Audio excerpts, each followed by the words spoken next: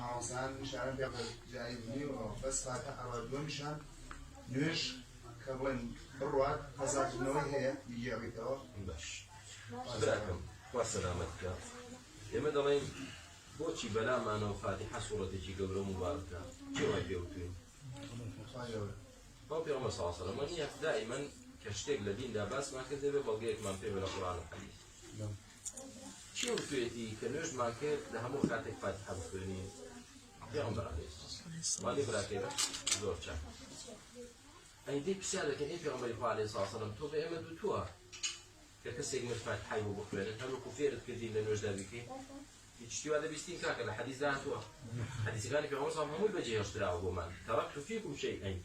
لن تضلوا ما إن تمسكتم بهما كتاب الله والسنة بعمر صلى الله عليه وسلم وفاتي كربيج وفات فرمي من دوشتم بو بجيه اشتر خمت النبي منش بمرم دستيان في وبقين بمرانا بالقرآن والسنة أما القرآن دخينا بردستيان أوش هالشي حديثي في عمر صلى الله عليه وسلم بردستيان حديثك من دور بين البلد بعمر صلى الله عليه وسلم فرميتي برو تعزيه وبرو الفاتحة 100 برو قبرستانه برو الفاتحة 100 ساقبان جني نخير كان يوجد تواوكت دي فاتحة إجداد أبو مردو كانت نية كان بيه دروست إيما لخو معنا يعني اشتاق لدين دا طيب أو بو إيه خير واجد بيه ده بيه كاكا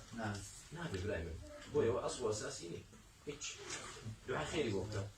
أما حديثي صحيح زوري لسلا كدعاء خير بو مردو بو زيدو بو هم استفاديه مثلا يشتون أجر عزلت هبه أو عزلك كلاتشو يكسر بيكوا كعزل النبات أو بدني قضاء فيكوا عزلك شيء دوش لفي عمر صلى الله عليه وسلم بس كده من نام عن صلاة أو نسيها كسيك ونمونا رجل الرجال نيجي بياني بخبر لها نكبة عن قصد نكخوي بخبر هاتو بلام خوته ودي دعاء ديكم لا قدر إخوة إنسان جاروا في عمر صلى الله عليه وسلم زاري شان سفر بو يعني جرماي تشتي خورك بخبري هنا نك خور غلط وبس يعني خورك برز بيته وزيادة برز بيته كشككي بقوة تلبه جرماي تشتي خور بخبري هنا بونجي بيعني آويش نبوت تيمومش يانك جاب بس يا جارك لجاران تو بخبرنا هاتي كبخبر هاتي سنجي بيعني كتتا عزلته شو بانقذنا بوا يومي على بيرشون يعني تبي مسلمان نجي لبيرشي هي بالله تبي لبيرشي في عمر صلى الله عليه وسلم أنا وشي بس هاتوا أول شيء غزوة خندق بو رشيكو أحزاب هم هاتون دوري مدينة دا بولا نابرني في عمر صلى الله عليه وسلم مسلمان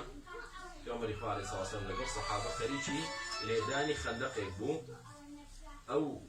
لاي مدينة كدوي وديانتواني بين النوشات شاري قوري عن هالبقر